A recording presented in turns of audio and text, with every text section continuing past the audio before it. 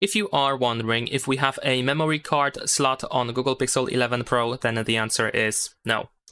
Unfortunately, the SIM tray on Google Pixel 11 Pro does not include the microSD card slot. In fact, we have just one physical SIM card slot over here. This is how the reverse side looks like. So as you can see, there's no way to insert the microSD card into this SIM tray.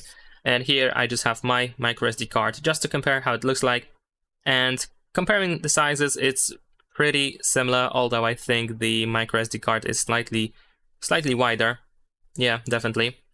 So yeah, there is just no way to actually use it. And if you definitely or desperately want to use the microSD card on Google Pixel 11 Pro, then in that case you need to use an additional accessory, like a USB device that allows you to simply insert your microSD card into that device, and then you can connect it to the phone.